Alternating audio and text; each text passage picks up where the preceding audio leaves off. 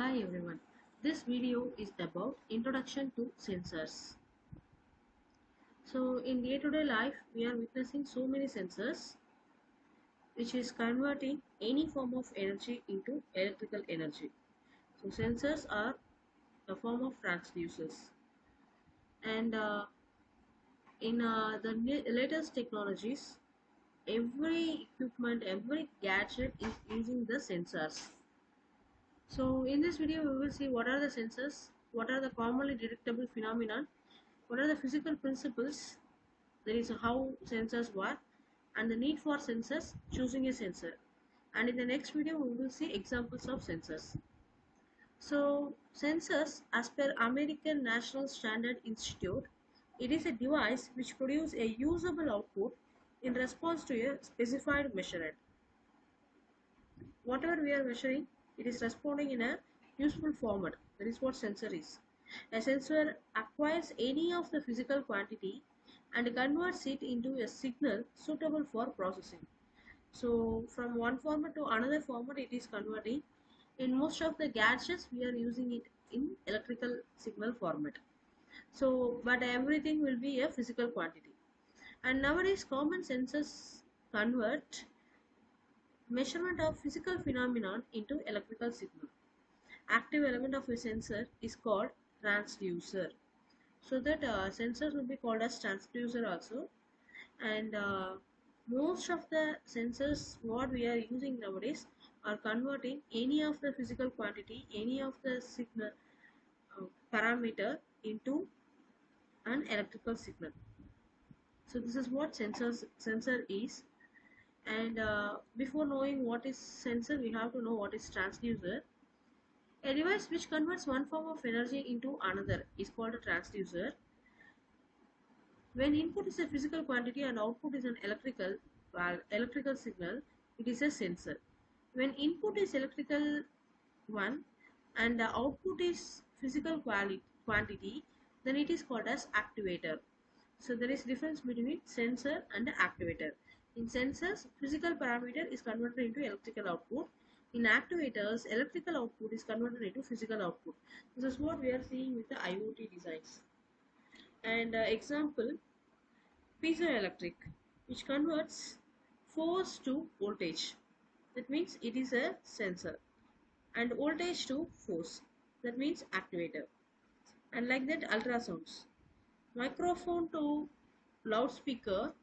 Microphone, there is a sound signal in loudspeaker has been converted into electrical signal. So this is what given over here. And the commonly detectable phenomena for sensors are biological, chemical, electric, electromagnetic, heat or temperature, magnetic, mechanical motion, optical, radioactivity. So these are all the detectable phenomena which are considered as physical parameters or physical quantities to be used with the word sensor.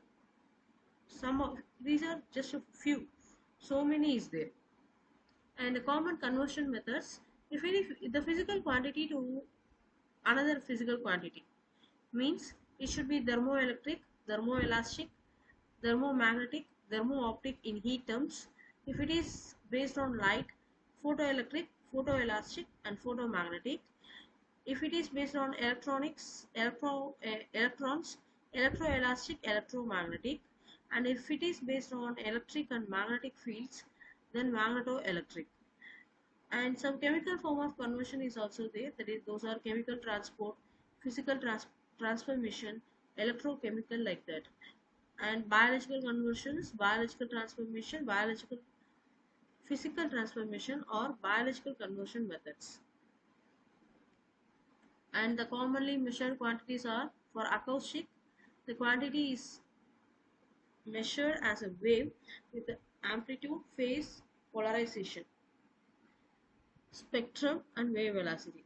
And biological and chemical stimulus means fluid concentration either in gas or liquid. We can calculate. Electric means charge, voltage, current, electric field, conductivity and permittivity. And if the stimulus is magnetic one, the quantity to be sensed is magnetic field as amplitude, phase and polarization, magnetic flux and permeability. If it is optical stimulus, Refractive index, reflectivity and absorption will be measured. Thermal means temperature, flux, specific heat, thermal conductivity. Mechanical means position, velocity, acceleration, force, strain, stress, pressure and torque are the physical quantities to be analyzed. And the physical principles behind the sensors are Ampere's law, Curie-Weiss law, Faraday's law of induction and photoconductive effect. Ampere's law is denotes a current carrying conductor in a magnetic field experiences a force. Example, galvanometer. So whenever a current carrying conductor is exposed, it will be having magnetic field like experience. And Curie-Weiss law is there is a transition temperature at which ferromagnetic material exhibits paramagnetic behavior. So you all know ferromagnetic highly aligned, paramagnetic very less aligned, and this transition will be attained with Curie-Weiss law. Okay, Faraday's law of induction tells a coil resists a change in magnetic field by generating an opposing voltage or current. Example, transformer. Then photoconductive effect.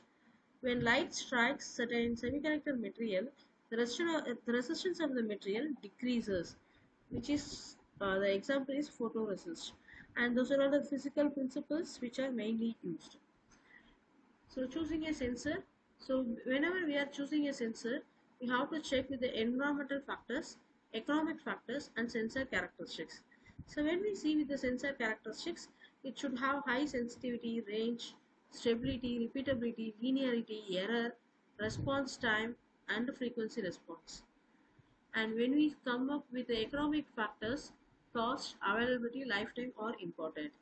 Then environmental factors are temperature range, humidity effects, corrosion, size, overrange production, susceptibility to EM interference, ruggedness, power consumption, self-test capability.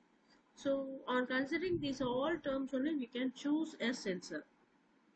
And the need for sensors are pervasive. They are embedded in our bodies, automobiles, aeroplanes, cellular telephones, radios, chemical plants, industrial plants, and countless other applications. Those are all pervasive, and so they won't act individually. Some accessories has to be connected with the sensors. But without use of the sensor, there would be no automation because on sensing it, on sensing an instant, an equipment can automatically give the commands. This is what automation is. So if sensing part is removed means automation will also be diminished. So imagine having to manually fill Poland spring bottles. Like that they have given example. So that's about the sensors. Thank you.